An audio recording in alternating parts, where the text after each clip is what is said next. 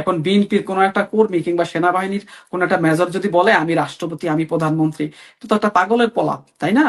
তো এরকম আমি মনে করি তারা এই মিথ্যার আশ্রয় নিয়ে ইতিহাসের আস্থা করে নিক্ষিপ্ত হবেন এবং বঙ্গবন্ধুকে, মহানায়ককে ইতিহাসের যে সাময়িকভাবে বই থেকে সরিয়ে দেওয়া কিংবা এ থেকে সরিয়ে দিয়ে সাময়িক একটু আত্মতৃপ্তি পেতে পারেন, কিন্তু ইতিহাসে বঙ্গবন্ধু বাঙালি ইতিহাসে জল সবচেয়ে আলোকোজ্জ্বল তারকা, বিশ্ব ইতিহাসের শ্রেষ্ঠ সন্তান, তিনি বাঙালি ইতিহাসের সৃষ্টি এবং স্রষ্টা, এবং তিনি বিশ্বের, আমি বলি, একজন একজন গবেষক, ব্রিটিশ গবেষক যে জ্যাকব এফ ফিল্ডের একটি পৃথিবীর ২৫০০ বছরের শ্রেষ্ঠ ভাষণের মধ্যে বঙ্গবন্ধু ৭ই মার্চের ভাষণ, যেটি আসলে আমাদের সারা পৃথিবীর সকল নির্যাতিত স্বাধীনতাকামীদের অনুপ্রেরণার উৎস।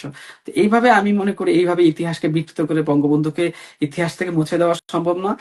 আজকে তার যে ৭ই মার্চের ঐতিহাসিক ভাষণ, যেটি বিশ্বের ইউনেস্কোর বিশ্ব ঐতিহ্যের স্মারক, যেটি একমাত্র বাংলাদেশের একমাত্র আন্তর্জাতিক সম্পদ।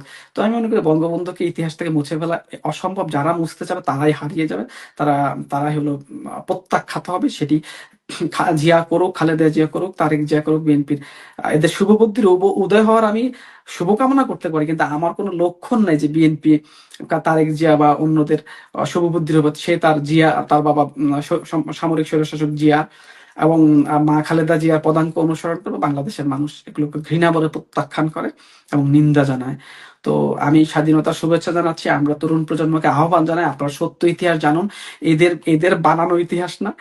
আপনারা চ্যাট জিপিটিকে জিজ্ঞাসা করুন, গুগলকে জিজ্ঞাসা করুন, পড়াশোনা করুন। সবাইকে ধন্যবাদ জানাচ্ছি, স্বাধীনতার শুভেচ্ছা জানাচ্ছি। জয় বাংলা, জয় বঙ্গবন্ধু।